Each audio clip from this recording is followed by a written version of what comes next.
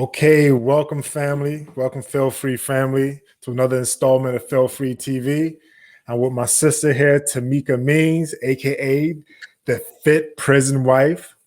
How you doing? Welcome. Thank you for doing the show. Hello. Oh, thank you. I appreciate you inviting me to come on. This is exciting. So I always enjoy sharing my story. Exactly.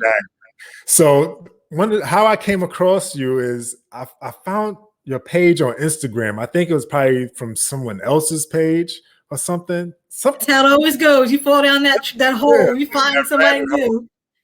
So I seen the name. I said, Fit Prison Wife. I said, hold on, let me check on here and see what this is about. So then I'm seeing it, like your Instagram page is dedicated to helping women navigate being a prison wife, and you talk about your experiences. So why would you dedicate your page like that to showing people how to navigate being a prison wife? Well, this has been my life for the last 6.5 years. Now, granted, my husband just came home, so this is all new. So most of my experience in my marriage has been with him in prison. 90% of my marriage has been with him in prison. So with this came depression. I felt lost as a person, as a woman, as a mother. I dealt with grief, which I didn't learn about until I started researching and understood what I was going through.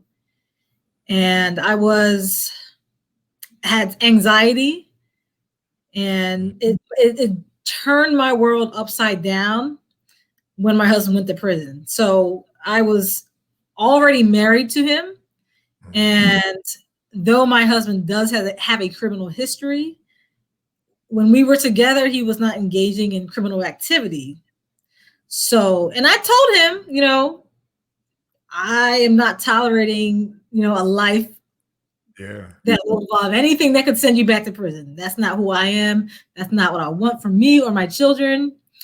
And I could tell a whole nother story about how we even got here, but we don't got that kind of time. But we are here now, and he went to prison. And I'm normally this very bubbly, smiley person, very goal-oriented. And this took me down a path where I completely just lost sight of my own self. And I look back, I'm not proud of who I was as a mother. And it did something to me that changed me. It changed me for the worse, and it changed me for the better. So based on how it affected me and how it took me to a dark place, I was in a mental fog, and I really could not function. I was 5 months pregnant. Wow. Already caring for a 2-year-old son. I was so stressed. I feared for the life of my unborn child, which is why his name is Knight. His name is Knight, Knight, and that stems from a Bible verse. Oh, make sure I pull it. This is Ephesians 3:19. I can't remember, about him having a shield of armor around you, and hopefully I got it right. But his name is based around me knowing that God is protecting me and protecting my baby. He has a shield around my armor. And that is how I mentally got through my pregnancy and making sure that my child was, okay. So that's how that name was birthed. Wow. Literally. And so I dealt with all this, and it really, it destroyed my confidence. It did a lot of negative things to me. So how old were you when this happened, when he first got incarcerated? How old was I? I have no idea. Okay, let's see, how old am I now? I don't know. God, I've never even thought about it. I think I'm 37 right now. It's a shame how you lose track when you pass a certain amount. Yeah. So I had to be around 30, somewhere around 30. Okay. 2015, So how did it change you for the better? How did it change me for the better? So once I got to a place where, once My world changed when I realized that I was destroying my children's future. And that sounds crazy. But what happened was I was over at my mother-in-law's house, and I happened to look over at my son, who was standing in front of the bathroom door. I was standing in the kitchen, and I looked at him. I was like, why does he look like the world is on his shoulders? Like, what does a 3-year-old have in his life that is so stressful that he looks this way? And it hit me. Boom. Tameka, it's you. Wow. He is absorbing or what's the word? Whatever I'm putting out in the atmosphere and environment, the universe. Reflecting that, yeah. He is doing the same thing. I am a direct reflection of his behavior. Mm. You know, he was having a rough time in school at that time. I think he might have been acting out a little bit. And it was me. It was me. Because even though his father was not here, I am who he was observing. Mm-hmm. So whether or not the father's absence made a difference, I don't know. So at that second is when I made a decision to change my life. And I changed it in a way that I was going to engulf my environment with nothing but positivity. I changed my radio stations. I changed my thought process. I started my mornings off with motivational YouTube videos. I just started doing things that changed my surroundings, my environment, so that I could be the person that I need to be the best mother. That is my why. My children were my why, because I saw what I was doing to them. So from that point on, and with the encouragement of my family, they encouraged me to go after my goals. And I created a team called Team Black Hearts Matter, which is an all-female team that runs 200-mile relay races. Yeah. I started fundraising for that. To this day, I think I've fundraised almost $20,000 for that and built that from the ground up. I started doing training for fitness competitions. I hired my own. I'm a personal trainer, and I hired my own personal trainer. I hired a business coach. I hired people in my life, even though I did not legitimately have the money. But when you want something bad enough, you'll find a way to make it happen. Mm-hmm. All these things, I put all these things in place to invest in myself. I spent all my money on investing in myself. It took me 18 months to prepare for my first figure competition. It's like bodybuilding almost, basically. And I won my first time out. And I went from there. It was hard. I was a single mom. I had 5-minute workouts. People complain they don't have time to work out. Yeah. In my life, I legitimately did not have time, but I made the time. And people joke with me to this day. You do a 5-minute workout today? Yeah. Because they knew how I did it. I couldn't do stuff in hour blocks. Because I was raising a family by myself. I was traumatized. I was grieving. And because I wanted a better life for my children, I did all this. So then I went on. I competed again. I've won more competitions. I'm better health. My spirituality has better. I have more faith. I signed up to do an Alzheimer's memory ball. I had to learn how to do different dancing, like salsa. Stuff, I did all these things that were out of my comfort zone, and I won that. And you have to fundraise for this. You're raising money for Alzheimer's. This is in Maryland. Okay. I raised $118,000, I believe, with my partner, and along with the help of my team. But for me to beat CEOs and all these prominent people, Tameka, who's a nobody, I did this, but I was determined to win. My mindset changed. So this was the worst thing that ever happened to me, but the best thing that ever happened to me. You can't tell me. Made you stronger. Yes. There's nothing that you can tell me. You tell me I can't do something, I'm looking and call you a bluff, because I can do anything that if I truly want to accomplish it, I know in my heart, in my spirit, in my soul that I can do anything. I can do anything because I've shown myself and I've lived it in my worst, darkest time in my life. If I can do it in my darkest time in my life, anyone can do it. And I promise you, because the process, I've learned so much about myself.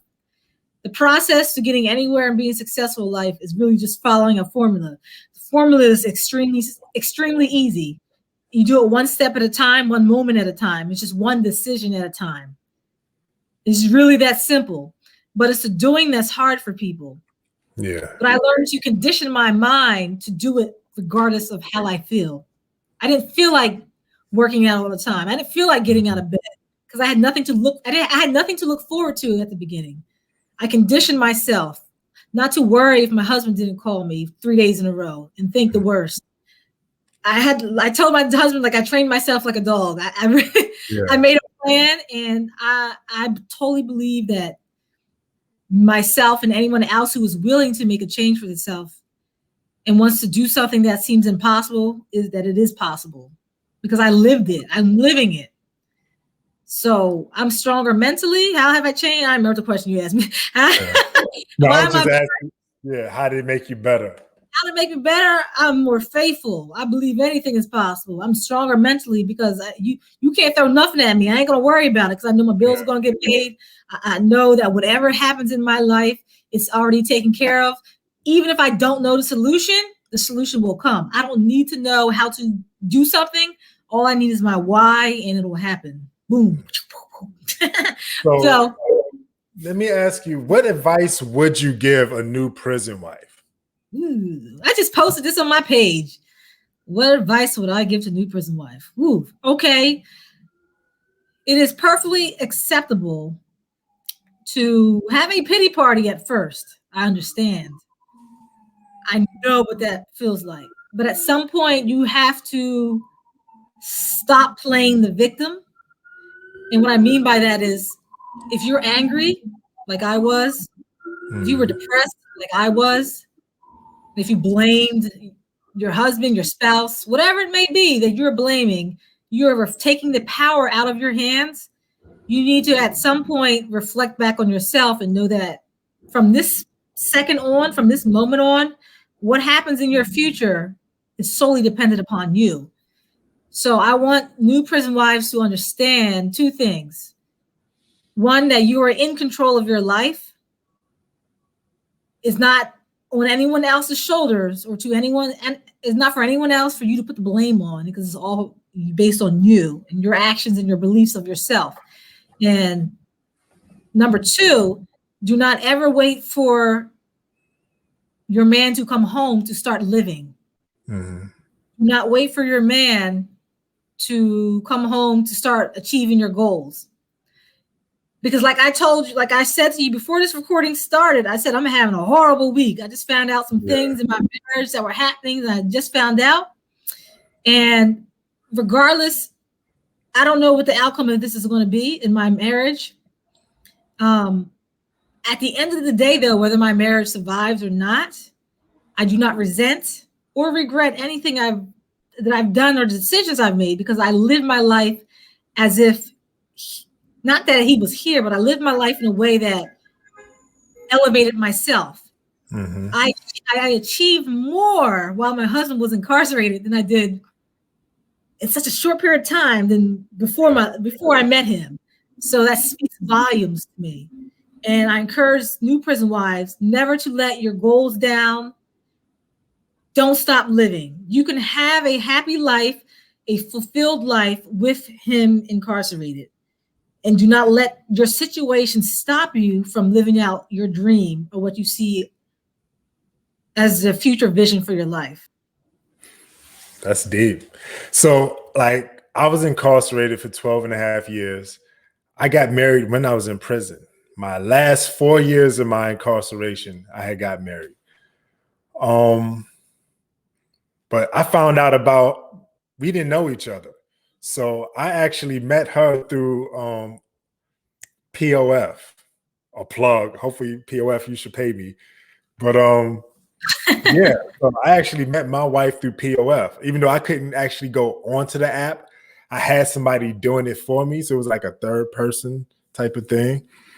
But my thing is, how do you remain faithful to somebody that's incarcerated? Because we're human. We have needs. Like that's major. Like I think strong. Being faithful is twofold. You have mental faithfulness and you have physical. Yes. So you have the physical part and then you have the mental part. So there's two parts, in my opinion. But the cornerstone of me staying faithful, and I was faithful during my marriage, is that my marriage was not based off of me needing him or we are engaged in this relationship because he has something that I know will elevate my life. It was a genuine love and loving him despite his flaws and all the baggage that came with it. So we didn't start in a place where it was a false, relationship. So that's number one. If you start down this path, and these are for the women who were already in a relationship and they went to prison during a relationship. So if your relationship started that way, but it started in a manner that was not genuine or true, it's not going to last. I don't think it'll last. So some people try to force it. That's what I realized. Yeah, a lot of times women will try to force it. I don't want to leave him when he's down. I don't want to leave him and kick him. Well, you weren't going to survive anyway. So you just dragging your own self out in this whole mess. Yeah. But so the physical part was harder for me, I would say, because there were times where I would crave physically a man, and like there would be men at my gym and was like, yeah, like I want to have sex with him. Or I ain't gonna say the other word. Yeah, but it was strictly just those feelings. I didn't want anything else. And I had to distance myself from these men in order to respect my marriage, in order to, I had to come up with a plan to make sure I stayed faithful. It wasn't that I wanted to cheat on my husband or anything. It's just, I respected my marriage and wanted to maintain a healthy relationship. So, and I truly believe cheating does not occur off of one major event. Cheating happens when you do one small thing, which opens the door to do another small thing, which is a little bigger. So it's a cascade of events, right? So if I can avoid this one thing, then I'm good. I just continue, because you open the door for bigger mistakes to happen once you allow yourself to open your door for something small. It's like Pandora's box. So exactly, right? So like you at a job and you decide, well, we can go out for coffee, but it's innocent. You're not meaning to cheat. So I would never, no. I would never put myself in a position to get an opportunity to cheat. Mentally, I never really confided in another man, so that wasn't an issue. So I think because even though our marriage was actually rocky before he went in, he had a drinking problem, so which kind of made it difficult to trust him. We still have to work through that now that he's home. Yeah. But we didn't start in a place that was disgenuine. That's good. So it was a wanting to make the marriage work on my part, on his. So let's talk about, your husband's incarcerated. So let's talk about the visiting process. Right now. Oh yeah. So Can I answer this? Yeah, go ahead, answer it. Hello. I'm in the middle of an interview. We here talking about you right now. Did you need something? Okay, I'll call you back. Bye-bye. Sorry, sometimes I gotta help him out sometimes. He just started a job and sometimes he might need money for something and other stuff. That's all right. So let's talk about all that out anyway. So yeah, don't worry about that. So let's talk about, I might leave it in there, who knows? But anyway, let's talk about so your husband gets incarcerated and you have to go visit him. The visiting process is, because this is your first time actually going into a prison. So explain the process and how did it make you feel? God, it's been so long since I've been on a prison visit between COVID. Now that he's home, I gotta think back. But the first thing that comes to mind is just the aggravation of the whole process is just time consuming. The COs don't give a poop. They treat you like you're a criminal. the inconsistency in clothing, wardrobe stuff. And the women know what I'm talking about. If you've ever visited anybody in prison, it is the most, you have to chalk everything up, because a woman could walk in with the tightest jeans on and get through. If you're endowed, it'll be a problem. But the same woman could have the same thing on. One could get denied and one could get through. And you're like, whoop, like, and it just pisses you off. And you're not mad at your husband or your loved one, but it's like, you can't walk away and say, I don't want to deal with this. Yeah. Because you have to go through it and then chalk it up and go put it to the side in order to enjoy the time with your loved one. So that pre-stuff that you got to go through, wait in line sometimes, and you be sitting there for an hour, 2 hours, Lord Jesus. The searches. Yeah, and just, let alone with the fact at the very beginning, I'm angry that I'm even doing this and taking my children to visits. My children, I thank God that my children were young. I guess by the grace of God, my children never knew they were in a prison. Oh, I was going to ask you that. Did you tell them? My children did not know they were in prison. They thought this was daddy's job. I never told them that. Maybe somebody else. I don't know if their grandmother told them that. I don't know. I just kept rolling with it. It wasn't until they got in his last year of incarceration is when the children, because children don't verbalize sometimes, but he didn't start verbalizing that this. I think he recognized it was a prison. My husband's last year. I was like, oh my God, we're almost at the end. No, but people would be around us talking, and God must have covered their ears or something. I don't know, because for 90% of that incarceration, they did not know. And the young child, the one who was born while he was incarcerated, knew no difference anyway. But yeah, I never had, and I definitely am one of those women or mothers, I did not talk about it. I thought it would be better not to tell them that their father was in prison. It wasn't until recently that I went to a virtual conference and saw the outcomes. I think Dr. Bathia Muhammad, I don't know if you know her, professor at Howard. Yeah. She held a virtual conference, and I got to see firsthand some children that were raised by incarcerated parents and the outcomes. That was a defining moment for me, because that was when I was open to talking to them about prison. But for the duration of the incarceration, nope. And they were young enough that I didn't need to tell them. So that may not work for the parents, but I was like, I feel like I'd be doing them harm if you told them. So just as all new. Does anyone really know? No. So you go visit your husband. You're bringing your child with you. Of course, trying to get into a correctional system to visit someone is very difficult. They put you through all type of obstacles. You get in there. Yeah, it's an obstacle course. From what I've told, because I never actually went to go see anybody, but you haven't been on the receiving end of doing. No, I've never. I always heard, because like my mother used to come see me on Rikers Island, which is way crazier than the state prison.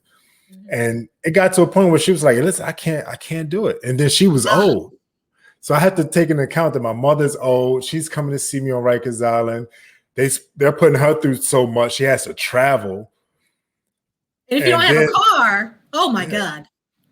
Some of these women have to hop on planes. See? Some of these women have to get hotels. Yeah. And when you get denied a visit, you know how long it took me to get here? Have you ever got denied for a visit? Oh, yes. And it makes you angry. And they don't post when they make changes, or when something happens, they don't notify you. I remember I was an hour into my drive, and I got word from somebody else's wife that visits were off. And I was almost there. I was like, well, at least I had to chalk it up. I'm like, well, at least, and I'm grateful, because my drive was only an hour and some change. There are women who have to travel 6 hours. So I'm not complaining, but I'm complaining. But I don't have it as bad as some of these other women do. Yeah. I know women who have to travel across the country to go visit. Yeah. And you never know. You never know what's going to happen. It could be lockdown. All visits are off. You know what I'm saying? You leave work early to go visit, and you do this, you sacrifice, you have to change your whole lifestyle and schedule to go visit. And they expect you to be there every weekend, every whatever your plan is. And you can't do that legitimately. I need to myself. I do. And do it. Yeah, you can. I mean, it's been like when I was in a relationship, married, I've gone a month, 2 months without visits. Of course, I would probably talk on the phone just about every day. But yeah. Did you have to like bring packages? Could you bring packages and stuff? Oh, you couldn't do that. Not in Maryland. What state were you in? Oh, I'm in New York. Okay, so, yeah, Maryland is at the bottom of the barrel when it comes to things that you're able to do. So not much. Okay. So I was also getting conjugal visits. Yeah. New York does that. Yes, New York does that. Oh, you're not here. Yeah. New York does that. So I was definitely getting conjugal visits, and the way they have it set up in New York, especially like maximum facilities, they have conjugal visits. So you're allowed to get a conjugal visit every month, and a conjugal visit is probably like 2 days, something like that. So it's set up like we call it trailers, but it's not actually a trailer, but we call it trailer. That's just what we call it. So it's like an apartment. So it's like it's 2 bedrooms, a master bedroom, like a little small bedroom. They'll have a couch. They'll have TVs in both bedrooms. They have a kitchen, fully loaded kitchen. You just bring the food. They have a refrigerator, stove. I mean, so it's just like, yeah. I'm sure other women might want to know this, but does that prompt the man when your state has conjugal visits? Does this prompt the man want to get married and to force a relationship because that is a privilege? Yes, it does. Yes, I mean, yeah. Like, I'm gonna be honest. I'm a healthy man. I'm locked down. I'm sentenced to 15 years. I definitely want sex. I mean, which kind of feeds into the fear that a lot of women have. And some women look at marriage as in the ultimate commitment, or the ultimate love, like he loves me, which is false. Yeah. Sometimes a marriage, a certificate does not mean that. It does not mean commitment. Especially for a prison relationship, because marriage, and especially in New York or California, where you have conjugal visits, is just an opportunity for you not to be as lonely, to get a physical need met, and to have someone there to help ride your bit out, whether it's genuine or disgenuine. That's true. So it's those disgenuine ones that really destroy even if their man is good, they might have doubts because of what other bad relationships that may be going on, or bad stories that they hear. That is true. I've seen a lot of crazy things happen. But one thing I say about the trailers is it gives people a chance to connect with their family. So not just your spouse can come, your family can come.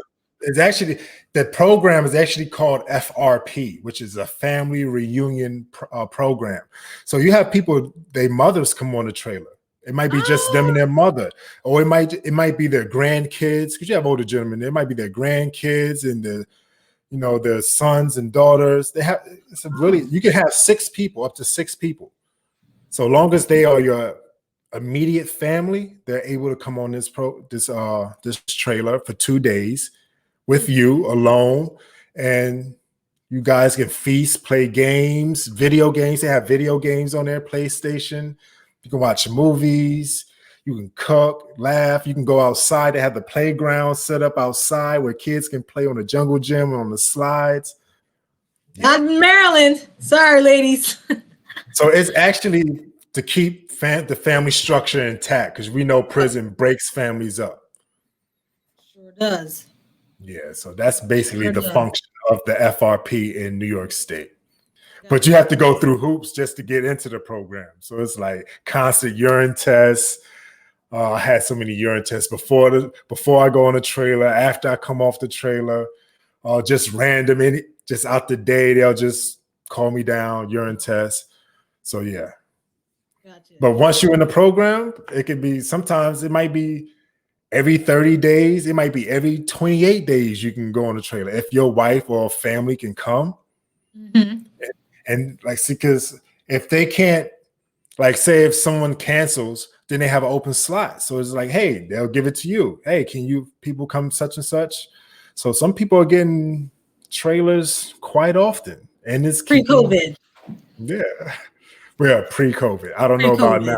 It's been, yeah, pre-COVID. I don't even know if that's going on right now. Probably not. Yeah, So. that's bad. That's bad. So what kind of adjustments did you have to make when your husband came home? Ooh.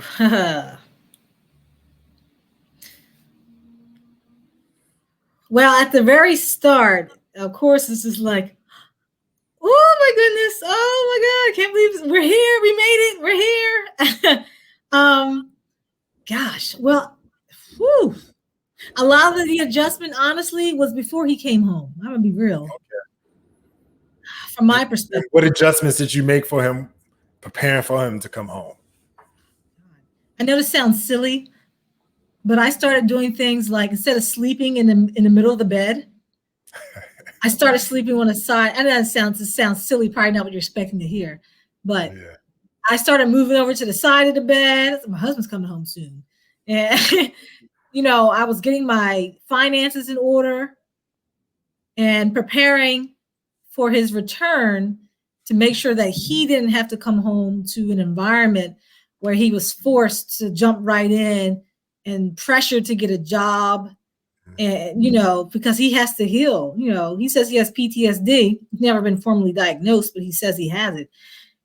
He's going to be mentally scarred when he comes home. He's going to be depressed. He's not going to be able to provide the way he wants to provide, according to the standard of what a man should do, because he prides himself on that. So I made sure, when I say more of the adjustments were made prior to him coming home, that was making sure that he could come home and heal properly before he just jumped into everything.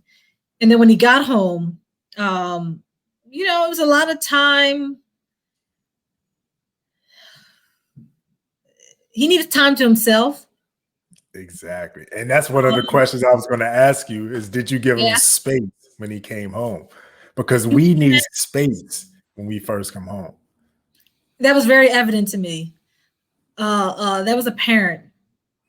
The first week, we probably had a lot of sex and everything. Yeah, that's natural. Reality sets in at some point. And I see him fighting, as he calls, demons. Mm-hmm. He's on house arrest. He can't go nowhere. He doesn't want to be around crowds. Mm-hmm. You don't want to talk to nobody. Right? So you got to back off. You got to let him process everything. Sometimes you got to stay out of his way. Don't expect anything from him, because he's not able to provide in a way that you thought that he was going to be your hero. There's no hero coming home. Yeah. I think that's probably the exception. There's no, I don't know in your experience, but there's no hero coming home to save you. If that's your plan and you're planning for him to come take over and he's going to work and pay the bills, you are being a fool. I'm just saying, you're a fool. So yeah, they need space. I agree. Because I definitely needed space. I definitely did. After coming home after 12 and a half years of not having people having real access to me like that, because now you have the cell phone where everybody can just call you, hey, how you doing? Just talk to you. And then your girl is all over you. And it's like, okay, like, I understand, but like, you know what I'm saying? Like, can I go to the store by myself? Like, okay, like, no, I need that space. And in prison, like, if you want to get away from people, you could just lock in your cell. And because after a while, you get used to being isolated. You have control over isolating yourself. Interesting. Yeah, because you can lock in your cell. Like, if they let you out for recreation, you don't have to actually stay out there in recreation. Like, if you don't want to be out there, amongst the population, you could stay in your cell and not go out. So it's like especially in New York, I don't know how it is in Maryland, but I don't have to come out for meals. If I have food and I don't want to come out, I can just refuse and stay in my cell and isolate myself. So I got used to isolation. Yeah, and that's very evident. And dealing with people whenever I want. You know, I mean, these are things you learn once they come home, but you have to, and here's the other thing. In order for you to prepare, as I say, most of the preparation is honestly, from my perspective, is prep work prior to them coming home. Because you need to be right and confident in your own self and be solid on your own 2 feet as a woman and be confident, not relying on him wanting you or relying on him showing affection, or all these things that sometimes women will look to outward things to boost her confidence because it's not going to be there. He's struggling to transition. So you need to prepare yourself mentally so that you are strong, and you need to open your eyes and realize that some of the things that he's dealing with has nothing to do with you. Yeah. It's not about you. So if you are internalizing this and thinking that he legitimately could maybe not want you, but that may not always be the case. He just needs space to adjust. So you need to be secure in your own self, be confident and know your worth and understand that it's not always about you if it's anything negative. So if you come out, he comes home and you already have low confidence, low self-esteem, oh my God, this is going to destroy you. This is going to legitimately destroy you because he's not going to be able to be that person that you need him to be, especially right off jump. Yeah. You got to get yourself together. So the prep work happens before they come home. I'm going to be honest. Okay. So the adjustment for me, go ahead with your question. No, I was going to say, so I dealt with like I wasn't insecure, but my wife was insecure. So I'm saying, I'm talking to the women, the people who are at home. She was really insecure. I guess I'm coming home. So I'm a workout fanatic. So I'm coming home. I'm in shape. I'm going straight into the gym. As soon as I came home from prison, I'm going straight into a gym. She got me a gym membership. And then, so I'm going into the gym. I get a hold of Instagram. So now it's like, I'm liking pictures on Instagram, and she's insecure about that. She's insecure about me in the gym now. And because why are you with your shirt off? Like, what are you doing? Like, it's legitimate. Every single woman's going to go through that. That's because I totally understand what's happening here, because all the fears of women fear in this position as, one, I'm being used for money. Mm-hmm. 2, he's going to come home and be exposed to all this world he had no access to unless they had a phone, and just be like, oh my God, there's so much more out there for me. And he's not going to want me anymore. Or maybe he had somebody else and he was just using me. So you get insecure, right? Mm-hmm. So from the woman's perspective, you've taken your shirt off and going to the gym, being around all these other women, and I held you down for this many years. You ain't going to just come home and leave me to dust.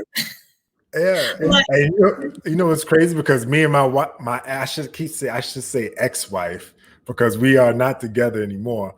And the reason why, the thing is that they wouldn't allow me to move with her, which was crazy. But did she have a criminal history, or? She had caught a case while I was incarcerated, and her case was pertaining to coming to the prison. There you go. Because she was coming on a trailer, and she has her clothes and food and stuff packed in bags. And what she didn't do, she says she normally does, is she checks the bags before she puts anything in it, her clothes and stuff. So it was a little alcohol bottle, one of those little nips. Yeah. So when she tried to come in, they seen it and they automatically locked her up. So now when it's time for me to come home, they're not allowing me to come home to her. No. Did you realize that? Not until last minute? No, she realized it at the last minute. So now it's like I have to go back to New York City. So I decided to go to a shelter. Mm-hmm. So I go through a shelter. Now, when you come to a shelter from the prison in New York, you kind of have like a preference, not a preference, but they kind of put you up first before most people because you're coming from prison. So I found an apartment like within 3 months, my own apartment. I got a job probably like within 2 months of being home, and I got my apartment within. No, actually, yeah, 3 months. So 3 months I had my own apartment. So now she's coming from where she lives, coming to see me, which is probably like a 6-7 hour drive to New York City. Yeah. So that put a lot of strain on the relationship. I'm sure. Yeah. And then it was a lot of, I'm not gonna lie, I did a lot of time. So I came home and I was just, like you said, exposed to all this new stuff and internet and the Facebook and the Instagram and just everything. Because 12 and a half years, I missed a lot. I came home and this is a whole new world. Mm-hmm. It's a whole new world. So my marriage went bad. I'm not gonna lie. It definitely went bad. Yeah. It was a learning experience. And I mean, not to say it was disgenuine, like you didn't have good. It's not to say that wasn't my intentions at first. Exactly. There are some men's intention, yes, but then there's you got to understand just the whole transition. I actually didn't who I was in prison. Then when I came home, I have to relearn who I am out here. But your needs and wants change once you come home. So what you needed may not have changed, and then she may not have been the one who was appropriate for now this new transition in your life. While you're inside, she was appropriate for you and she was good for you, but we got to respect the fact that the man's not going to be the same, that he's the same person he is in prison as compared to when he comes home. And a lot of women have this false hope. Just like I hope that he'd be a better person, but I can't guarantee that. Yeah. I knew my husband before prison. Mm-hmm. Well, technically, no, because he was in prison before, but I knew who he was prior to this incarceration. Mm-hmm. It doesn't mean he was going to be the same. I knew he wasn't going to be the same coming home because he'd been exposed to, whatever goes on inside. Yeah. And you're a fool to think, exactly. You're a fool to think that, or not at least acknowledge that he might not be the same. Yeah. A lot of relationships don't last, not because it may not be any bad intentions at all. Mm-hmm. It's just the nature of. Exactly. It's just people actually change. Yes, and that is human nature. They outgrow each other. So these women have all these fears, but they also have to be smart enough and conscious enough to recognize that even if he does have good intentions, it may not last. Because he is not going to have the same needs, goals, wants. He may change for the better, and then maybe, hey, you're not the person for him anymore, he realizes, because now he's thinking clearly. He's thinking from a position of better himself, I hope. Every man doesn't come home with that intention to better themselves. Some people just fly right back into whatever got them there. Who knows? So we have to be realistic with ourselves, right?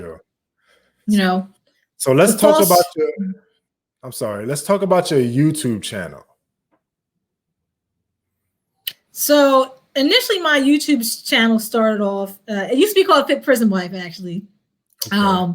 I just recently changed it to make my full name. I am involved in all kinds of stuff. So just a little bit about me outside of, my relationship. I'm a personal trainer.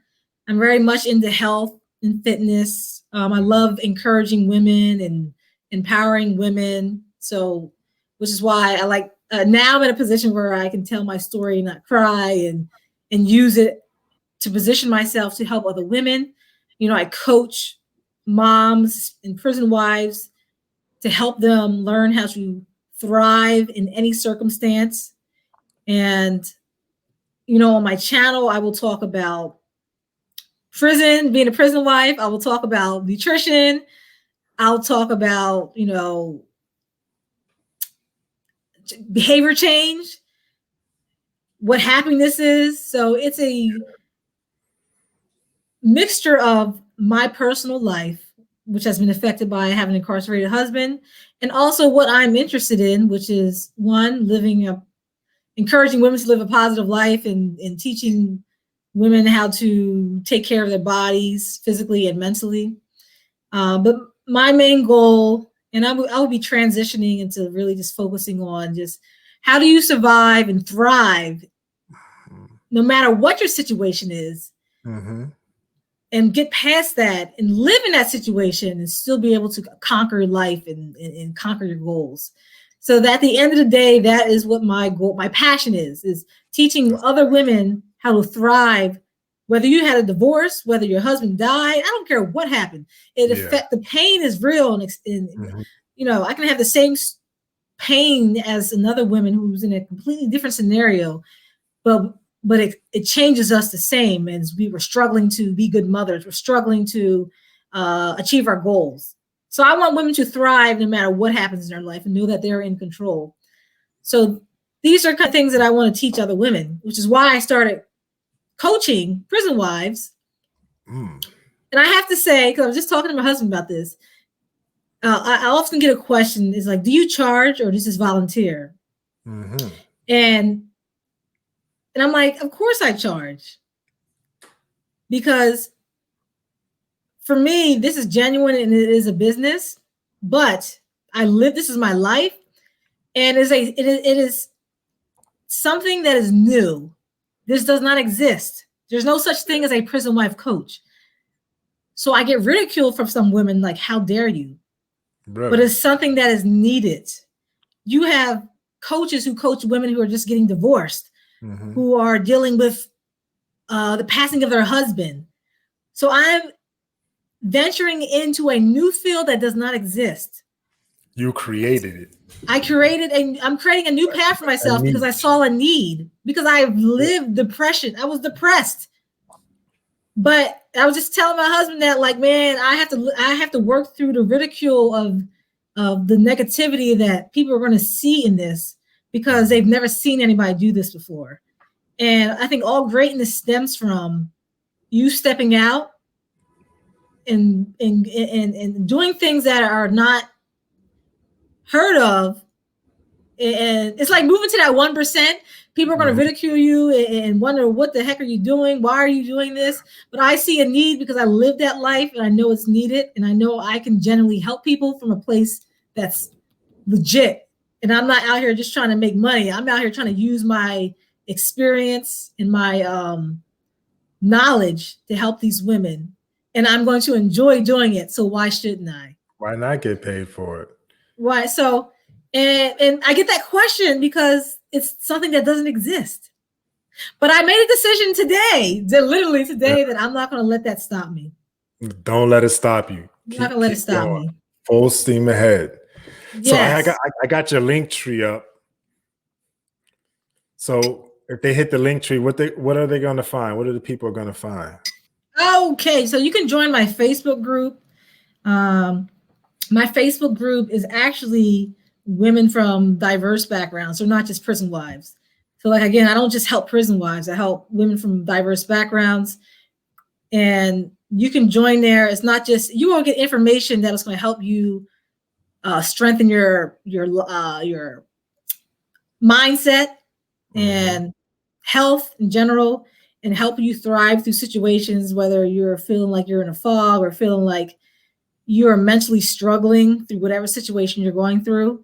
So, and you learn to appreciate women from other areas, because we are a group of women who are stigmatized. Yeah. We hide. When a wife's husband dies, she gets that badge and people sympathize with her. We don't get that. But other people in different areas can learn to understand what we go through. So I think the cohesiveness will bring understanding to different, women, to bring women together. And then also there's a link on there where you can set an appointment up with me. And I call them the breakthrough or discovery appointments. And I'll set time aside for you, and we will talk and get to the bottom and find clarity of how to move forward so that you can be happy. And for those women who decide that they want to move forward and want me to be their coach, we can move forward from there as well. And then also, I have up I'll try to put some resources up there. So right now on my page, as of March 5th, there's a financial resource. There's a financial income expense worksheet on there. So it will change. So one of the struggles with women is if you are a single mom, maybe, you're losing a whole income in your house, you're struggling with your finances. So this is one of the things. I'll touch on different things, provide resources to help women in our particular, situation. And whenever I have a new YouTube video or I'm a part of another production, like Incarceration Speaks, I'll put that up there if we have a new show up. And so, yeah, just keep checking it because sometimes I put new things up there. Okay, so you got a lot of things going on. That's good. That's good to hear. There's always things going on. So if anybody wants to check up on the Fit Prison Wife, here's the link tree. You can also check on Instagram. So if anybody want to check her out, that's where she's at. And Tameka, I have to say thank you for coming on Feel Free TV. I really appreciate it. Really appreciate you telling your story. And I appreciate the work that you're doing because it is definitely needed. Thank you. Thank you. You know what? I feel like me just sharing my experience alone will help someone else know that they're not alone. So if one person benefits and leaves this and listens to this and feels better about the situation and feels stronger, then I did my job. So thank you. So this is Feel Free TV and peace. Yes. So yeah, thank you. I really appreciate